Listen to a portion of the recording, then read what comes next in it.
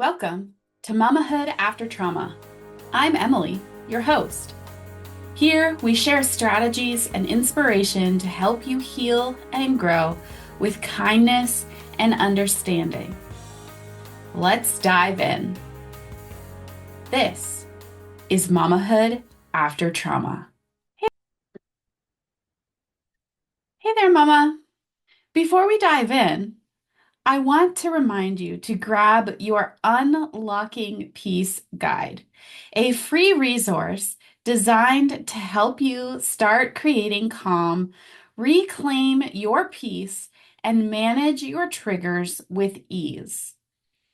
Head over to my website, the link is in the show notes, to download it now. Hello, hello, Mama, and welcome to this episode of the Mamahood After Trauma podcast. I am so excited that you have taken some time out of your busy mama schedule to tune in and listen to this episode. In today's episode, we have a special guest. Welcome, Jessi. Hi, thank you for having me. Yeah, no problem. It's a pleasure to have you on the show. So let's dive in. Um, and if you don't mind sharing a little bit of your story, your overcoming story with our listeners, and we can just go from there. I grew up in a home with a lot of partying. All the adults around me were always smoking and drinking and having fun. So when I was young, about 13 years old, I myself really wanted to try smoking, and I was looking for a sense of belonging. I wanted to be a part of the adult community and get out of childhood and figure out who I was in the world.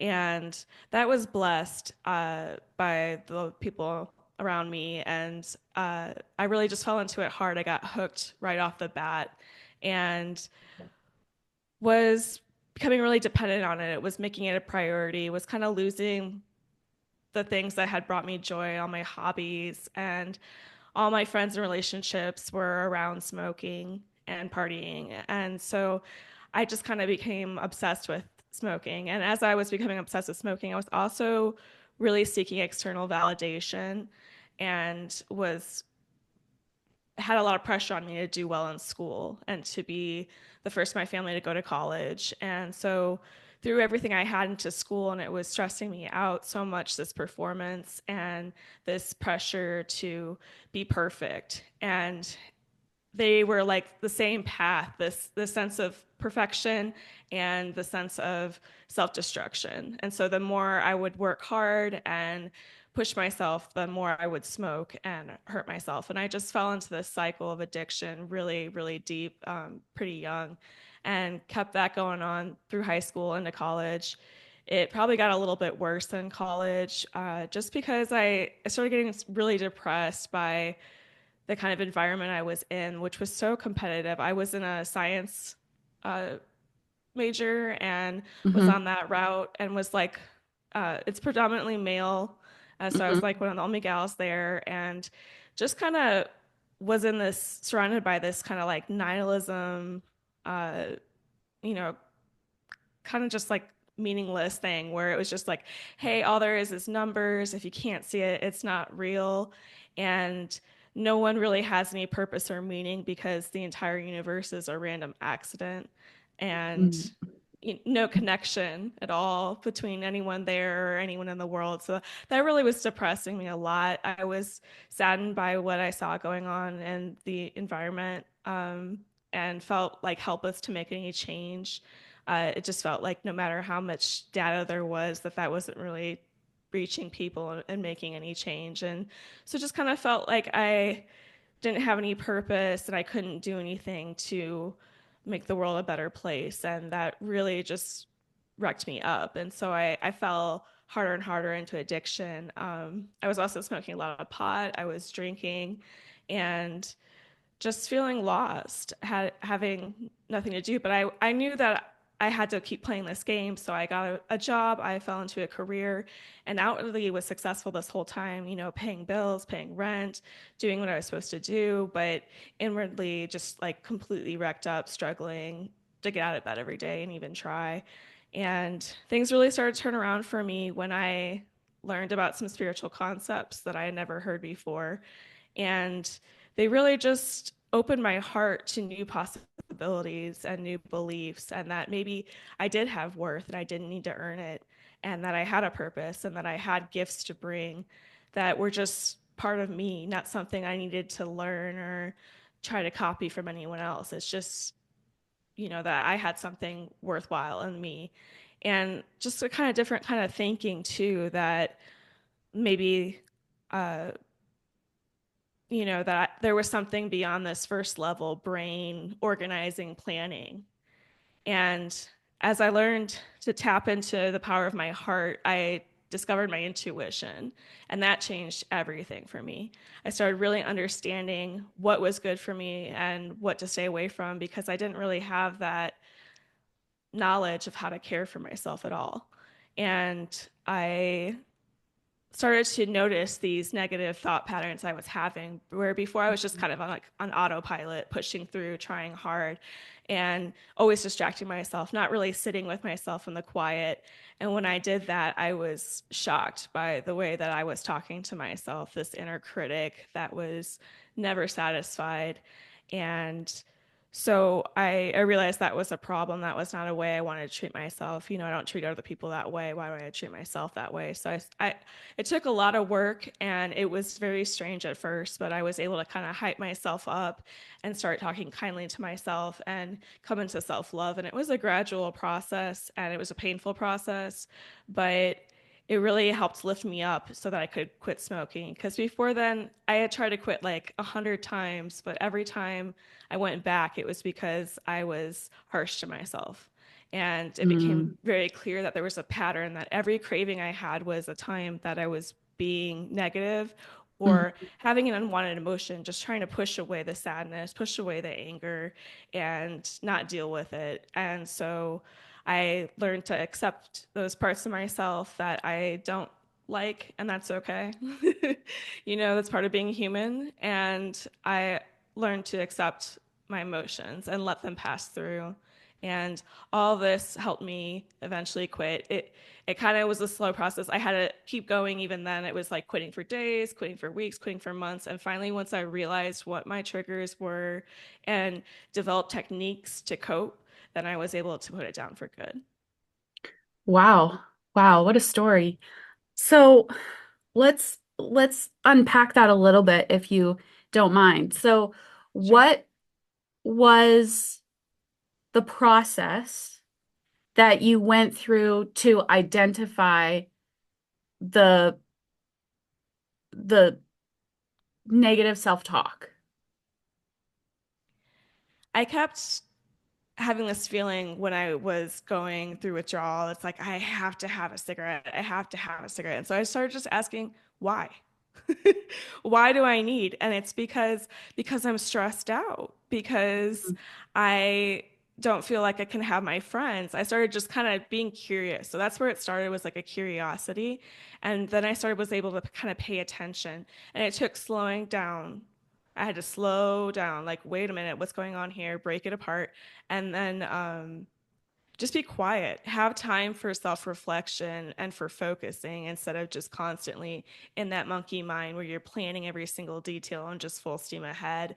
To just slow down and listen to what was going on, which was, it sounds so simple, but I had not done that for decades of smoking. Like, it's really kind of Yeah, hard to tune out the loud busy world that is constantly putting that pressure on you. So that's where I started.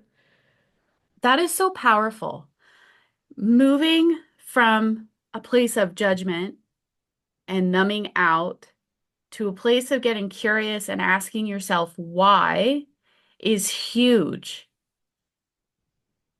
And so, from the time that you began to notice your negative self-talk to the time that you freed yourself from the addiction, what was that process like for you?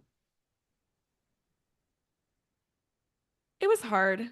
It was hard. I had to face, like I said, I had to face a lot of things I didn't want to deal with. And I kind of had to just embrace being uncomfortable because I knew my intuition, like I said, the intuition is really hard to explain. It's something you just kind of know. And then once you start practicing, you always have it, where things just feel right in your body and you Mm-hmm. know what you need to do and you know you may not want to do it, but you know that's it just feels right. Like I need to do this. And you know, kind of like this doesn't feel right. I want to stop doing this.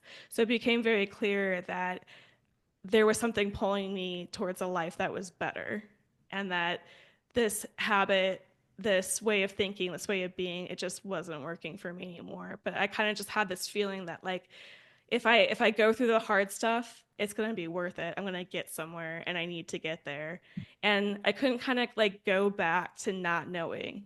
Like once you know Mm-hmm. a thing, it's like okay, now I got to do better than this because I guess I had to build up that self-worth. And Mm-hmm. it felt really, really weird at first. Like I did not like it. Like I It does actually feel had, weird at first. yeah, I had a lot of help with meditation community. That's really what helped me just sit with my feelings more and understand what was going on and pay attention. But the first time we did a meditation, it was a love meditation, and it was like send love to someone you care about that's easy to love. Okay, now send love to someone that's difficult to get along with, maybe someone you don't agree with, and then send love to yourself. And that last part wrecked me up, and I was just so upset. I was like almost crying because I was Mm-hmm. mad. I was like, I don't love myself. What are you talking Mm-hmm. about? So it was really, really hard. But I just knew that that's where I needed to go. It just felt right. It's like this is a real problem and I want to take care of this and look and see what's really going on here. So I just kept telling myself I love myself and being kind to myself, looking at myself in the mirror, hyping myself up, encouraging myself. And it just felt good. It made me have a better motivation. Mm-hmm. Whereas before, when I was always knocking myself down, like you're not worth it, you can't do it, and then I would just be like, okay, your Yeah. thoughts are really powerful and important. They're not you. The mind is a tool that you can use, but if you can get it to align with something that, enriches your life and builds Mm-hmm. you up and helps you grow, then that's the way to go. So So what's your life like now that you've beaten that addiction and you it love is yourself? It is fantastic. It is. I cannot even believe that I got here. I used to struggle a lot with kind of, uh, I guess, borderline suicidal thoughts where I didn't really care if I lived or died. And I never thought I would make it this far and, get old. Like, I'm not old, but, this old at least. I always kind of thought, like, oh, I'll, go out in a blaze of glory, but in my 20s, who cares? But so now that I'm here, I'm so, so thankful and grateful. And I really enjoy myself. I have, hard days. Everyone does, but like there's just a deep joy that I'm living the life that I want to live, not the life that someone else wants me to live, that I was supposed to Ah, do. yeah. I've really just kind of come into my own, and I feel so resilient now because of what I've been through that I know any challenge that comes up, I can handle, and that it's actually going to help me grow and understand myself deeper. So I didn't even know that life could get this good. It's hard to know when you're in it, to It imagine is. it. Yeah. Yeah. Yeah, it really is. So, what advice would you give to a listener who may be still struggling with addiction and she wants to get out of it? She wants better, but she's scared. What would you say to her? To get to know yourself, to reconnect with your genuine self, because, like I said, that can be your source of joy and strength. And you really can be powerful, and it's accessible to anybody. It's not like a personality type, like, oh, some people are strong and some people are weak. It's that some people can tap into that inner knowing and guidance. um, Everyone can really, but just it takes some work, it takes some patience, it takes some self-forgiveness and self-love. So just take a small step at a time. Just maybe start paying attention to those thoughts and noticing them. And don't, there's no right or wrong feelings or thoughts. It's just like maybe this isn't going to serve me. Maybe it did at some point, but I want to change that because we develop so many of our thought processes and perspectives when we're really young.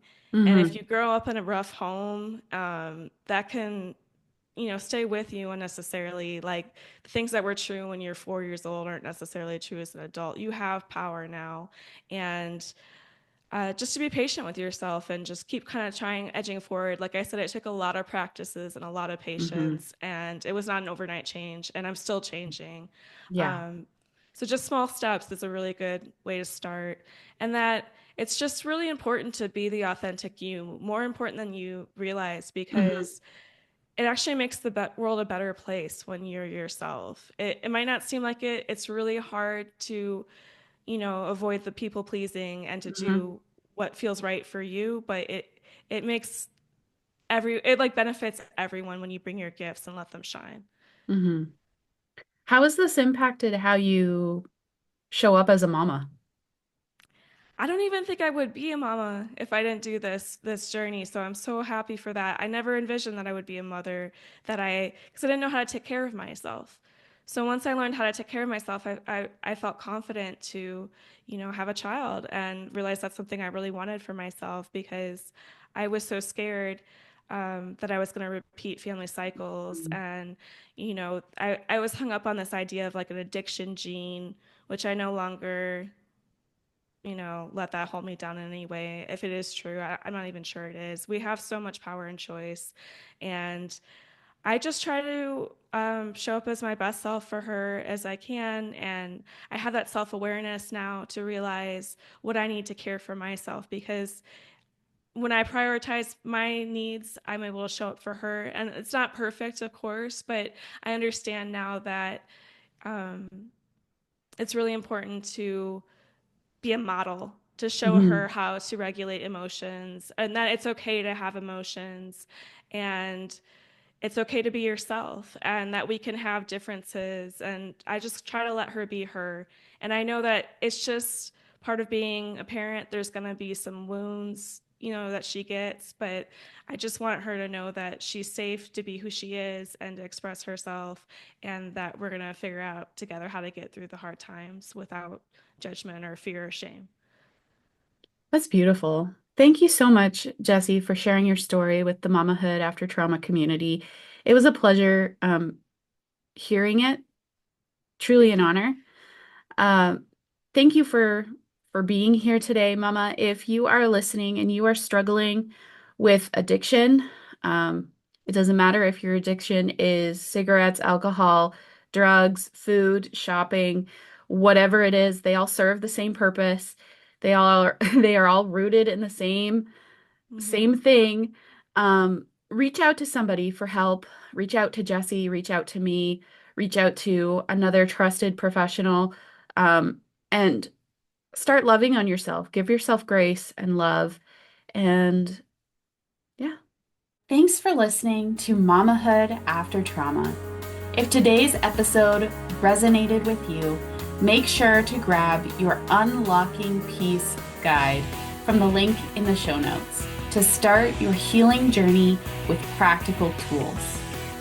Remember, Mama, you're not alone in this. Together, we're mending the past so mamas can mama in peace. See you next time.